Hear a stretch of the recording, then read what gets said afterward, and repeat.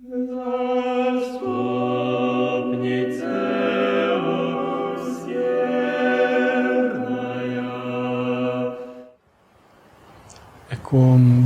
a tutti. Buenas tardes a todos. Denominamos a esta conferencia, como puede verse en el título, La Madre de Dios en el arte sacro de Oriente y Occidente, con el subtítulo Guía a la lectura de las imágenes para la oración y la espiritualidad a través del arte.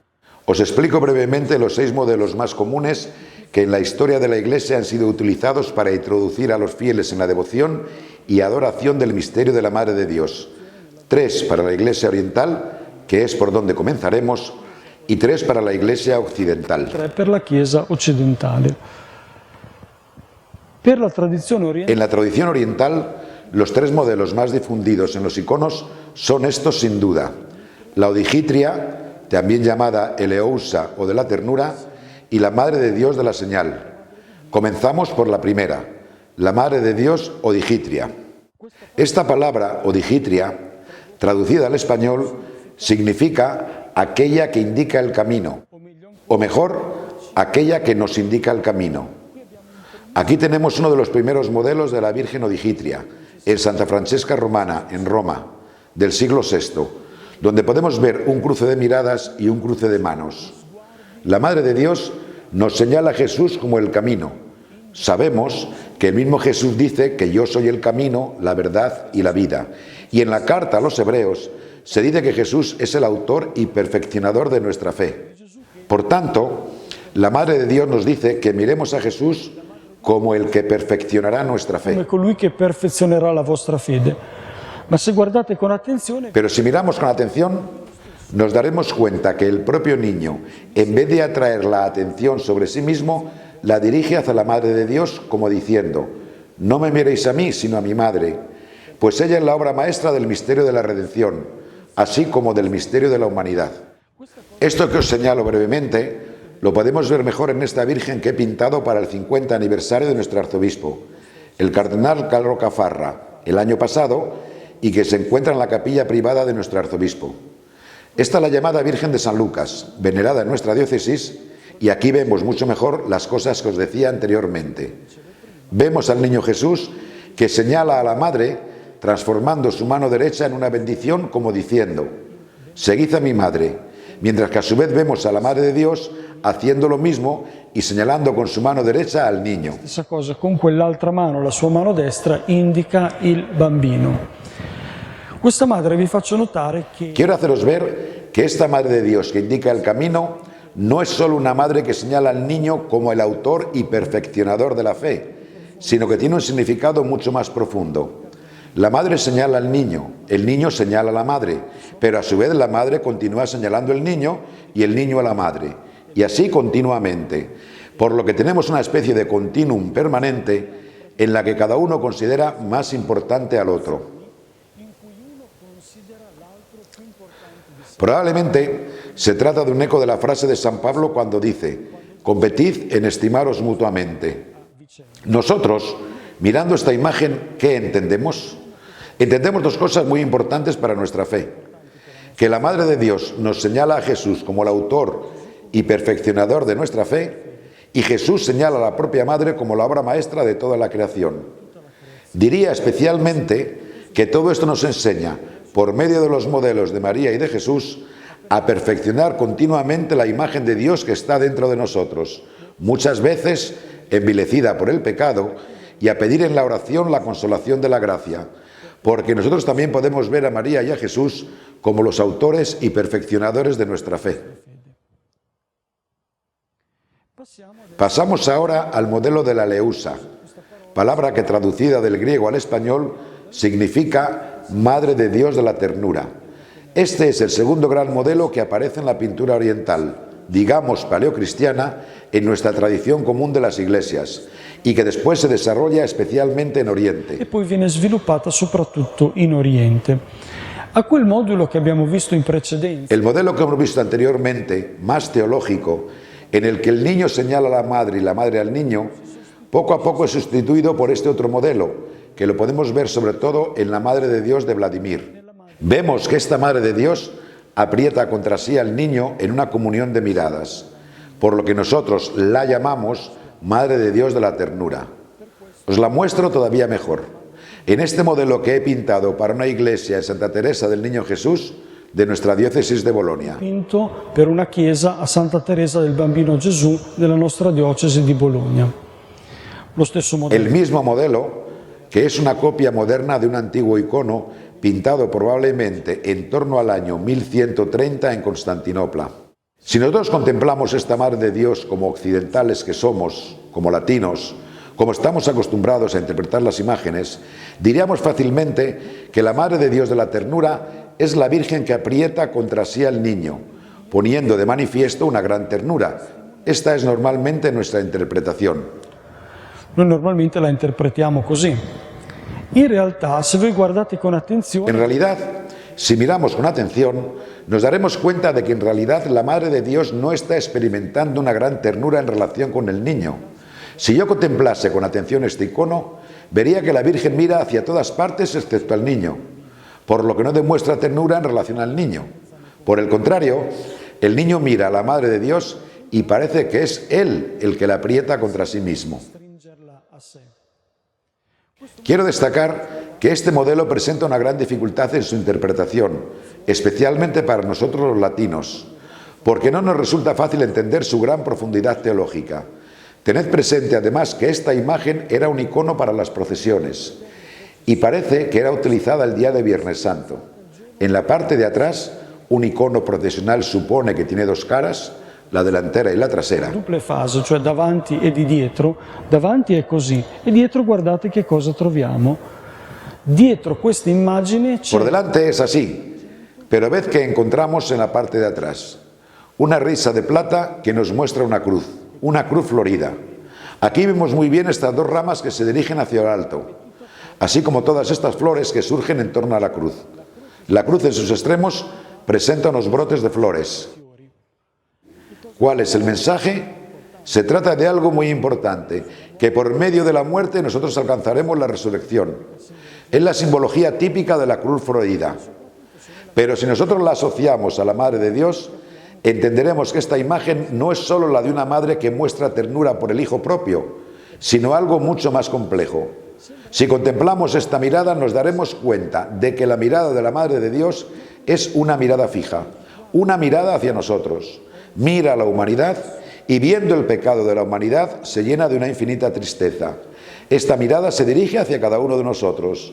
Si la Virgen pudiese mirarnos, traduciría su mirada en la mirada de este icono, porque nosotros, por medio de nuestro pecado que cometemos todos, oscurecemos la imagen de Dios que está dentro de nosotros. Il suo sguardo in questo sguardo, dice quest'icona, perché noi attraverso il nostro peccato, che facciamo tutti, offuschiamo l'immagine di Dio che è dentro di noi. Allora vedete questi... Veamos esta imagen que parecía representar banalmente la ternura de una madre por su niño. ¿Qué es lo que nos dice? Nos dice que la Virgen muestra ternura no por su niño, sino por cada uno de nosotros. El niño muestra ternura por su madre, a quien acoge y comunica su mirada de gracia. La accoglie a sé e le comunica questo sguardo che è grazia. Questa parola greca, eleusa, Esta palabra griega, eleusa, la han traducido los rusos con la palabra humilienie, que se traduciría no como Virgen de la Ternura, sino como Virgen por la que uno se enternece. Este icono dice que Jesús se enternece por la Madre de Dios, quien está triste porque se enternece por nosotros. Observad la gran fuerza teológica que tiene este modelo de la eleusa. modello della eleusa. Ecco, adesso passiamo invece al terzo modello. Ahora pasamos al tercer modelo, que es el llamado Virgen de la Señal. Pasamos de lo fácil a lo difícil, porque la relación se hace más complicada al entrar en modelos más teológicos. Este es un icono que he pintado para las misioneras del Padre Kolbe, en una pequeña capilla de un pueblecito situado entre Bolonia y Florencia, sobre el Apenino. Veamos qué representa esta Virgen. La Madre de Dios, con las manos levantadas al cielo, y en su seno lleva ya a Jesús. Un Jesús de 12 años, el Jesús Emmanuel que crecía en edad, sabiduría y gracia. Esto no debe asustarnos, pues los iconos no presentan un criterio cronológico preciso, sino toda la historia de la salvación, por lo que muestran juntas cosas que desde nuestro modo de representación no podrían estar juntas. ma attraversano tutta la storia della salvezza, per cui ci sono delle cose che stanno insieme, anche se dal nostro punto rappresentativo non potrebbero stare insieme. Allora qui c'è la Madre di Dio, vedete che Vemos a la Madre de Dios con las manos levantadas, portando ya en su seno al Hijo, fruto de su unión con Dios. Este modelo de la Virgen de la Señal, con toda probabilidad, viene de los cultos paganos. Con toda probabilidad se puede ver en este modelo. Esta mujer, llamada la Divina, bajo relieve del siglo III, recuerda los misterios de Eleusis. ¿Qué son los misterios eleusinos? Algo no muy distinto de lo que hacen nuestras chicas cuando van a la discoteca a bailar. Por medio de perfumes, consumo de drogas y bebidas alcohólicas, trataban de alcanzar una especie de trance che les pusiese in contatto con la divinità. di droghe e di cose alcoliche cercavano di raggiungere uno stato di trance che li mettesse in contatto con la divinità. Queste mani alzate verso Estas manos levantadas hacia lo alto indican que la divina, en trance hacia lo alto, recibe las palmas de los dioses que la tocan desde lo alto. Debemos imaginar con un poco de fantasía que desde lo alto el Dios se inclina sobre esta mujer para chocar los 5, gesto que permanece en el voleibol. Pensad que este gesto viene de los misterios eleusinos. La mujer que se aliena de su caducidad y de su corporeidad, en su estado de trance, se conecta con la divinidad. La donna che si aliena dalla sua caducità e dalla sua corporeità nello stato di trance e si collega, si connette con la divinità. Vedete ¿Qué aparece en el costado de esta imagen pagana? Se dice que unos arbustos que crecen hasta convertirse en un pájaro que vuela hacia lo alto, lo que significa que esta mujer se inmaterializa y se libera del peso de la existencia cotidiana para unirse en este estado de semi-inconsciencia con lo divino. Pero vemos que esta imagen no produce nada especial, porque la idea aquí no es otra que la del baile y la fuga. La felicidad entendida como la fuga de este mundo en el que hay tristezas, inconstancia y una infinidad de complejidades. della fuga, la felicità intesa come fuga da questo mondo in cui ci sono tristezze, incostanza e un'infinità di cose complesse. Vedete come i cristiani Ved cómo hemos traducido este modelo como cristianos en la Madre de Dios de la Señal. Ved que la Virgen de la Señal está unida a Dios, pero no en un estado de trance, sino por su total disposición. Dios viene hacia ella, le toca el vestido y la unión entre lo humano, que es la Virgen, y lo divino, que es el mismo Dios, genera no una alienación, sino un hijo, que es Jesucristo, el hijo que se nos ha dado. non alienazione, ma genera un figlio che è Gesù Cristo, il figlio dato per noi. Ora guardate che andiamo ancora avanti. Continuando, pregunto qué es este marfil que estamos viendo. Es un pequeño plato para la celebración eucarística, lo que hoy llamamos la patena y que acabo de usar en la misa. ¿Qué significa? Que el Hijo generado por María es en realidad el pan que nosotros generamos como sacerdotes en la Eucaristía y del que nos alimentamos. Ved que a menudo la Virgen de la Señal se utiliza como símbolo eucarístico. Quindi vedete che spesso la Madre di Dio del Segno è stata utilizzata anche nel simbolo eucaristico. Qui andiamo ancora più avanti. Vedete? Avanzando un poco, vemos que la Virgen de la Señal aparece también para señalar el camino de la santidad. ¿Qué es en realidad generar el Hijo desde el punto de vista de la fe? Este icono nos dice que es llegar a ser santo. Che genera il figlio, o che cos'è in realtà generare il figlio dal punto di vista della fede? Quest'icona ci dice è diventare santo. I santi sono Los santos son aquellos que se han transformado a sí mismos con la luz de la gracia, no observando los mandamientos y haciendo buenas obras, sino que la gracia, al entrar en ellos, ha creado una nueva humanidad, del mismo modo en que es nueva la humanidad de Cristo, que antes no lo era, y del Espíritu, che quando si è hecho carne ha generato una cosa nuova. Si è fatto carne, ha generato una cosa nuova. Quindi qua ci viene detto appunto che la Madre di Dio Por tanto, se nos dice que la Virgen de la Señal lo que contiene es el Hijo y también el Santo. Y también que cada uno de nosotros, cuando nos acercamos a los misterios de la fe de forma seria y constante, también nosotros podemos ser transformados. Recordad que la teología ortodoxa tiene una palabra muy fuerte para definir esto. Mientras nosotros decimos santidad, término un poco vago, ellos hablan de divinización. ¿Qué es la vida espiritual? Ser como el Hijo de Dios. El santo es aquel que se diviniza gracias a la acción del Espíritu Santo. Esta es la cara que he decidido dar a esta Virgen de la Señal. Es una cara que no mira a nada en concreto porque hace referencia al capítulo 2, versículo 51 de San Lucas, a una frase muy conocida por todos. María observaba todas estas cosas meditándolas en su corazón, que no es otra cosa que esta mirada comprensiva del misterio de Dios. Es decir, que gracias a la disponibilidad de María, ella se ha convertido en la Madre de Dios. Y todos aquellos que se acercan al misterio de la fe, acogiendo el don del Espíritu Santo, se divinizan a sí mismos recorriendo una vía de santidad. Accogliendo il dono dello Spirito Santo, divinizzano se stessi andando verso una via di santità. Ecco, concluso il passaggio della tradizione. Finalizo el recorrido de la tradición oriental para llegar a nuestra casa, a la tradición latina, donde veremos imágenes mucho más familiares a nuestra tradición. He dividido en tres grandes esquemas o en tres grandes tipologías. La Anunciación o Eucaristía, en realidad la asociación entre el misterio de la Anunciación y el misterio de la Eucaristía. María pensada y contemplada como la Dolorosa, la Madre de Dios de los Dolores, y María siempre Virgen. Son por tanto tres modelos: la Anunciación, la Dolorosa y la siempre Virgen. Quindi sono tre moduli: l'Annunciazione, l'Addolorata e la Sempre Vergine. Partiamo dall'Annunciazione. Comenzamos por la Anunciación. Esta es una de las anunciaciones más increíbles que tenemos en nuestra tradición. Es la Anunciación de Antonello de Messina, quien ha querido plantear este tipo de reflexión. ¿Cómo era María en el instante anterior a decir sí al ángel? Imaginad que esta es María en el momento en el que está decidiendo aceptar el plan de Dios. Prima di dire di sì all'angelo. Questa immaginate che sia Maria nel momento stesso in cui sta deliberando di dire che ci sta nel piano di Dio. Ave María. Ave María, llena de gracia, el Señor es contigo, bendita tú entre las mujeres.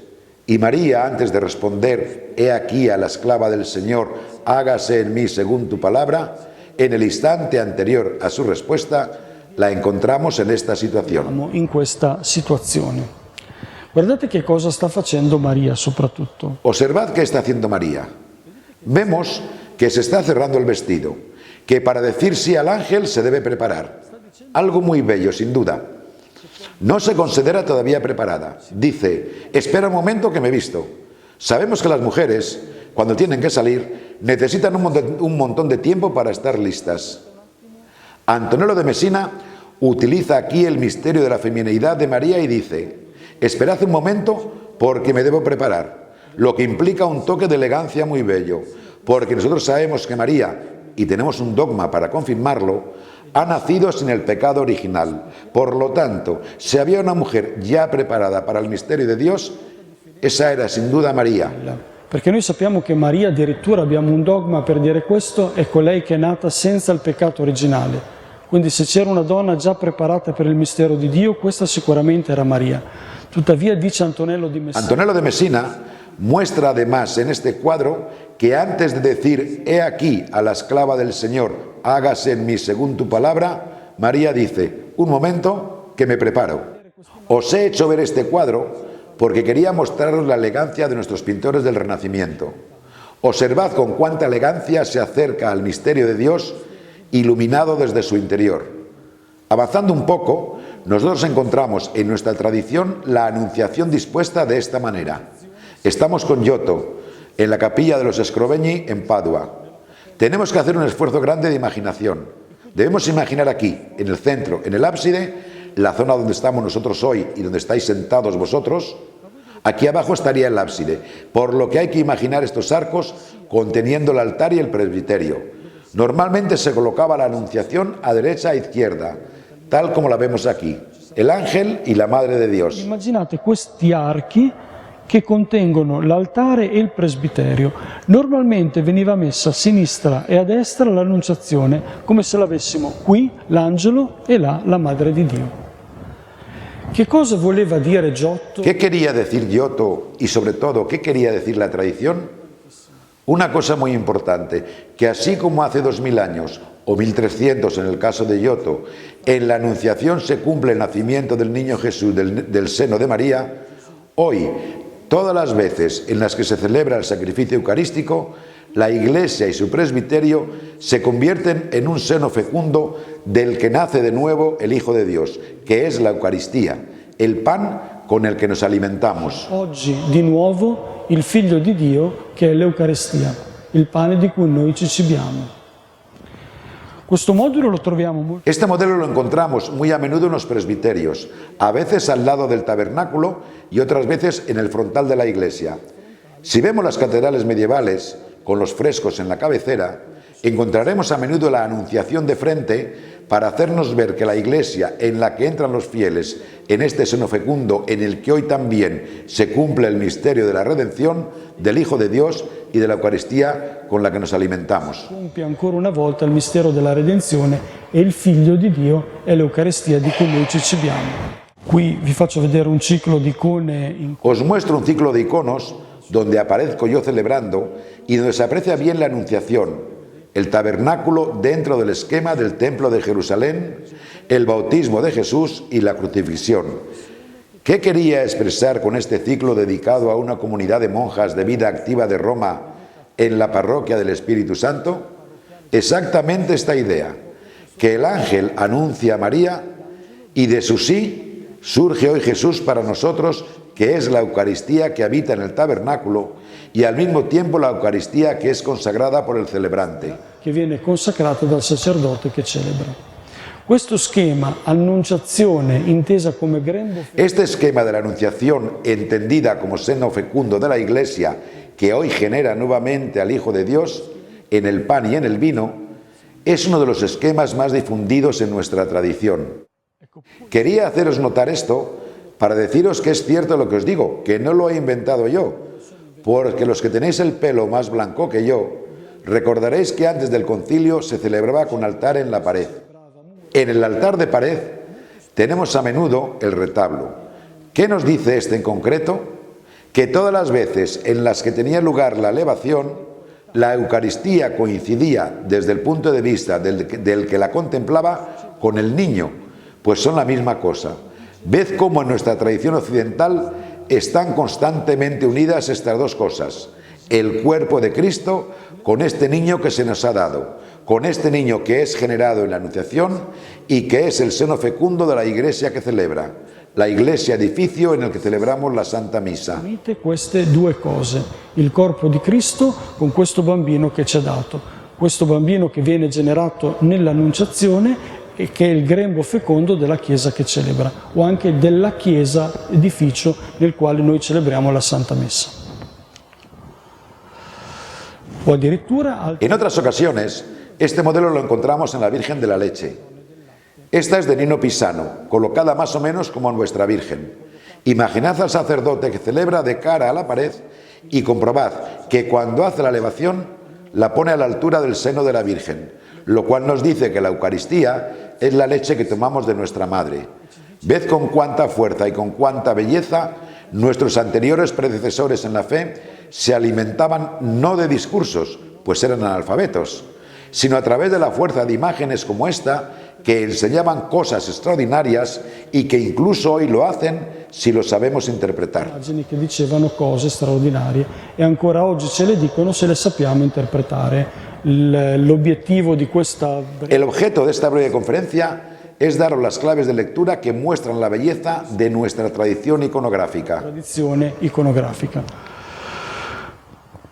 E qua forse una delle immagini più straordinarie. Aquí vemos una de las imágenes más extraordinarias que tenemos. Sant'Anna Meterza, de Masaccio. Vemos a Sant'Anna, a la Madre de Dios y al Niño Jesús. También esta es una obra de altar. Imaginad al sacerdote que celebra de cara al muro y el momento de la elevación, cuando la Eucaristía se sitúa a la misma altura. A questa altezza. Questa immagine, guardate che è importantissima perché è stata fatta per l'ospedale degli... Esta imagen es muy importante porque fue realizada para el Hospital de los Inocentes de Florencia. Esta institución la teníamos en todas las ciudades, probablemente también en Senigallia. Se trata de un instituto de monjas que se dedicaba al cuidado de los niños abandonados. Por la mañana pronto, las madres que no podían o no querían tener el niño los ponían en el torno y a partir de ahí las monjas se hacían cargo de E ellos. poi le suore li crescevano.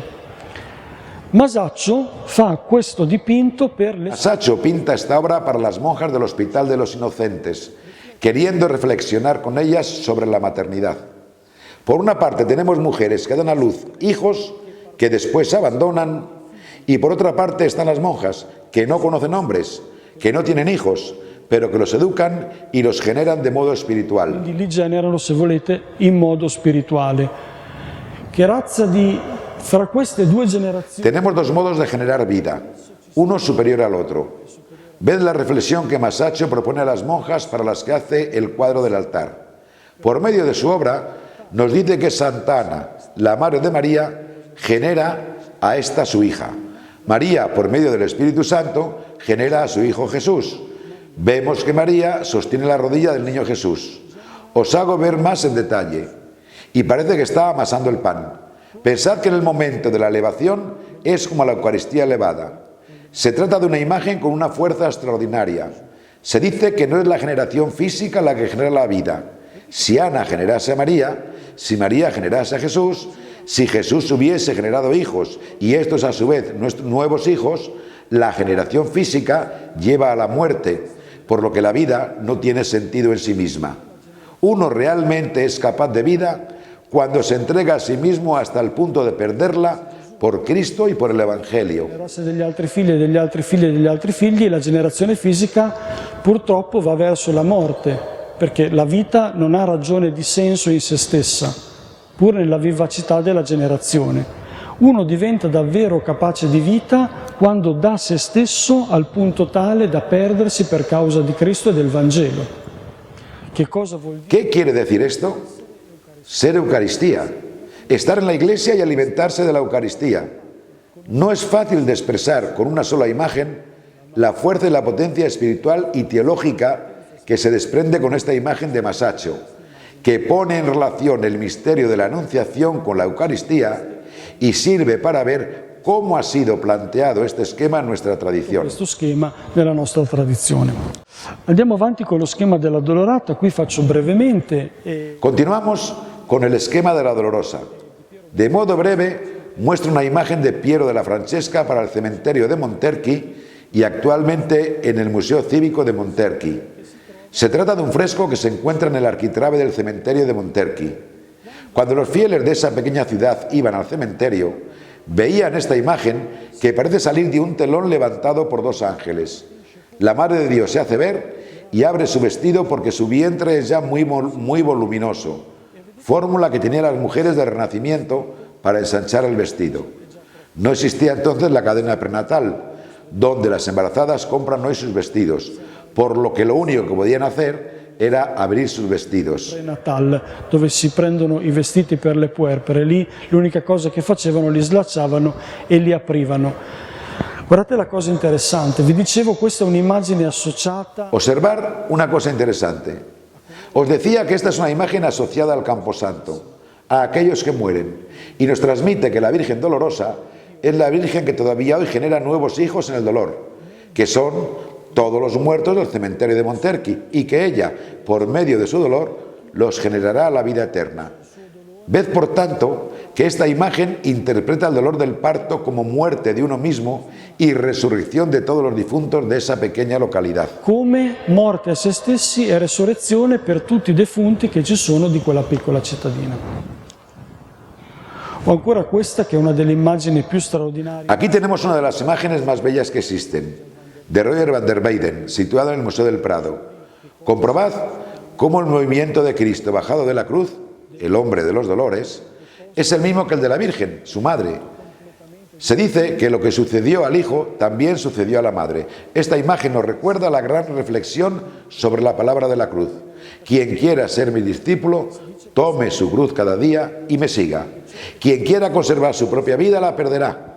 Quien pierde su vida por mi causa e la del Evangelio la reencontrará. La grande riflessione sulla parola della croce. Chiunque vuole essere mio discepolo prenda la sua croce ogni giorno e mi segua. Chiunque vuole salvare la propria vita la perderà. Chiunque perde la propria vita per causa mia e del Vangelo la ritroverà. Por medio de la imagen de la dolorosa veremos siempre este tipo de reflexión. Desde Cristo, que se entrega a sí mismo por la vida del mundo, hasta la Virgen, quien por medio de su dolor genera el mundo, y hasta el creyente, que todas las veces que abraza la cruz se convierte en fuente de vida para sí mismo y todos cuantos lo rodean. Otro apunte de historia del arte. Observar la belleza con la que ha sido representada la Virgen en su dolor junto a estas mujeres que lloran a su lado. Observar también que muestra un dolor deliberador, pues esta mujer que está llorando muestra también una mirada dirigida hacia lo alto y ha sido completamente purificada y transfigurada debido a la aceptación de su muerte, participando ya de las cosas eternas. È già fatta degna delle cose della vita eterna. Ecco, l'ultimo modello è Maria sempre Vergine. El último modelo es el de María siempre Virgen. En nuestra reflexión, tanto de Oriente como de Occidente, durante la llamada Iglesia indivisa, tenemos un dogma que nos dice que María es siempre virgen, antes, durante y después del parto. Esta cuestión ha tenido un relieve extraordinario en la Iglesia. Pensemos, por ejemplo, en toda la vida religiosa. Yo no sé si aquí entre vosotros tenéis familia entre las monjas de Montemarsano, pero todas las monjas que habéis conocido, todas las religiosas, así como todas las personas que han optado por el celibato en su vida, como los sacerdotes, damos vida en realidad a este gran misterio de la virginidad perpetua de María, por lo que no se trata de un tema teológico abstracto, sino de un tema teológico muy concreto que ha dado cuerpo a toda la vida de la Iglesia y a su praxis. Tutta la vita della Chiesa e la sua prassi. Parto da una riflessione molto bella. Comienzo con una reflexión de Santa Catalina de Siena, quien en su oración 11ª, reflexionando sobre el por qué Dios ha decidido encarnarse en María, dice así: Oh María, vaso de humildad, en el que se manifiesta y arde la luz del verdadero conocimiento, por el que te elevaste sobre ti misma y fuiste del agrado del Padre Eterno. Con esta luz y con la llama de tu caridad y con la unción de tu humildad, trajiste e inclinaste su divinidad hacia ti. Tua umiltà traesti e inchinasti la sua divinità a venire a te. Ora guardate che quello che Santa Caterina dice, Santa Caterina vi faccio notare che è un dottore della... Santa Catalina, y os señalo que Santa Catalina es una de las doctoras de la Iglesia, no es una mística que tenía visiones. Un doctor de la Iglesia es quien ha promovido una vía teológica inédita y original hasta el punto de ser considerado doctor. Santa Catalina, decía, nos comenta algo muy bello: el fuego de tu caridad y la unción de tu humildad, es decir, que tu belleza y tu virtud eran tan extraordinarias cuando Dios contemplaba la tierra desde su ventana, debemos imaginar esta escena, que inclinaste su divinidad ante ti. Esto significa que la belleza de María era tan grande que Dios no ha podido resistirla. Y este es el origen de la encarnación. No había nadie que se la mereciese, pues el hombre estaba en pecado, mientras que esta mujer era tan hermosa a los ojos del mismo Dios. Decimos tantas veces que fue generada sin el pecado original, que fue la elegida. ¿Cómo era María? Nos lo dice Santa Catalina. Era tan hermosa y tan virtuosa esta mujer que Dios no pudo resistirse y ha dicho: me uno a esta mujer para que nazca algo nuevo. Este nacimiento es el Hijo. Essere Maria. E Santa Caterina ce lo dice proprio in questo modo. Era talmente bella e virtuosa questa donna che anche Dio non ce l'ha fatta e ha detto: mi unisco a questa donna perché nasca una cosa nuova. Questa nascita è il figlio. Qui si parla quindi di verginità prima del parto. Che cos'è la virginità? Aquí se habla de virginidad antes del parto. ¿Qué significa la virginidad de María? Fundamentalmente no es solo el hecho de no conocer varón. No se encuentra nunca una reflexión negativa en este sentido desde el punto de vista bíblico, sino una reflexión totalmente positiva. Sino que la virginidad es poseer una belleza tan grande y un deseo de pertenecer solo a Dios, que Dios mismo ha generado el Hijo por medio de la encarnación. Esta debe ser nuestra primera reflexión sobre la virginidad, que viene representada en imágenes y que ahora os muestro. Esta es de Filippo Lippi, en la Pinacoteca de Múnich. Si vemos la Anunciación en la tradición oriental, vemos que tanto el ángel como María están de pie. El ángel de pie representa su dignidad angélica y María está sentada en numerosas ocasiones. Aquí vemos cómo la escena ha cambiado en la tradición occidental. La tradizione occidentale li ha trasformati. L'angelo vede in questa donna quello che Dio... El ángel ve en María lo mismo que el propio Dios desde arriba. La traducción en imágenes de los que escribió Santa Catalina. Es decir, Dios ha visto en María tanta belleza que incluso la creación angélica no ha podido resistir, por lo que el ángel se arrodilla ante María. El pintor representa a María mucho más alta de lo que sería una mujer normal, con el canon 8:1, es decir, la altura del cuerpo equivale a 8 cabezas, mientras que en esta imagen tiene un canon de 12:1 o de 14:1, lo que supone una altura casi el doble de lo normal. Con ello el pintor quiere hacernos ver que su grandeza y su belleza son tan grandes que Dios y los ángeles se inclinan ante María. E la creazione angelica si chinano di fronte a lei. Qui vado avanti con Michelangelo e qui vado ancora avanti. Continúo con Miguel Ángel y con Crespi. Me interesa el tema de la virginidad después del parto. El tema de la virginidad de María después del parto nos habla sobre todo de la vida religiosa y de la continencia de los cónyuges. Pensad que es un discurso sobre la castidad durante la vida. ¿Qué significa ser casto? Significa sobre todo poner siempre a Dios en primer lugar. Es decir, que ninguna cosa, incluidos los placeres de este mundo, deben situarse por encima del amor a Dios. No es que una cosa excluya a la otra, sino una relación de posición. Dios debe ocupar siempre el primer lugar. Devono mai essere al di sopra dell'amore per Dio. Non è uno in esclusione a quell'altro, è una questione di rapporti di forza. Dio deve essere sempre al primo posto. Qui vi presento una riflessione di San Tommaso interessantissima. Presento ahora una reflexión de Santo Tomás que ahonda sobre esta cuestión. ¿Cómo ha conseguido San José ser casto con su propia mujer? Como vemos en este pasaje de la Suma Teológica, se ayuda de una imagen por analogía que dice así: del mismo modo que Moisés, después de haber hablado con Dios, apareció con un rostro tan luminoso que no podía ser mirado, después lo comentamos de María.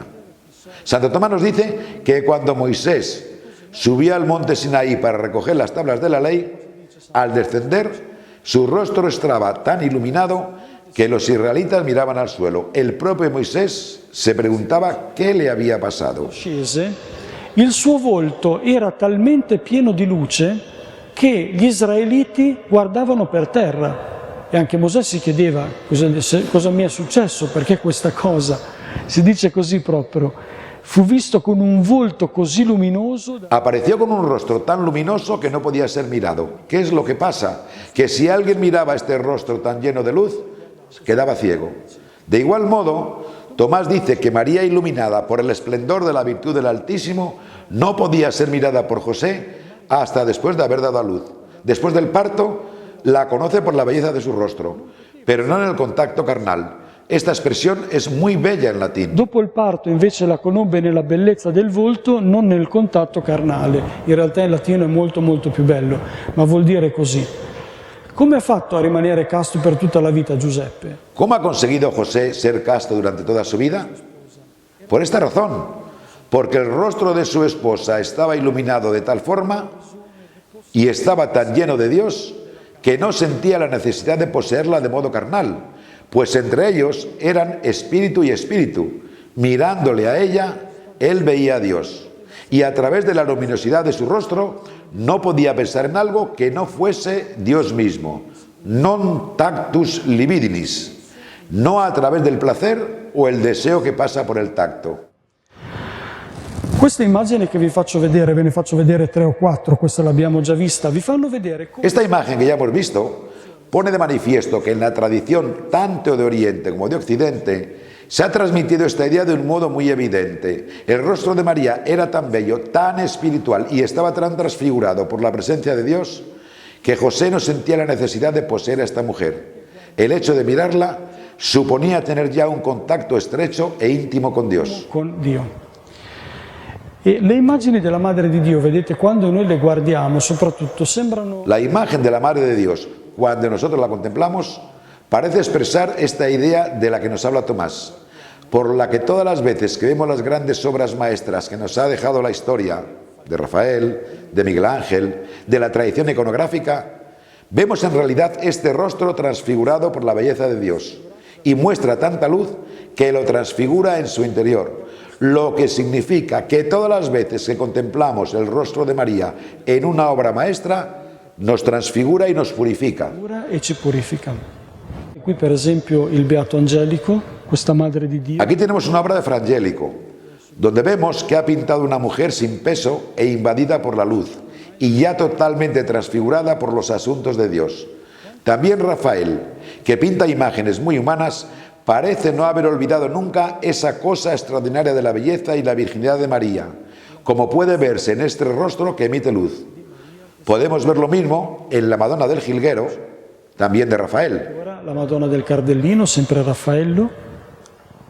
E per concludere, forse la più bella, quella che a me piace di più, la cosiddetta... Y para acabar, quizá la más bella, la que más me gusta, la llamada Madonna del Gran Duque.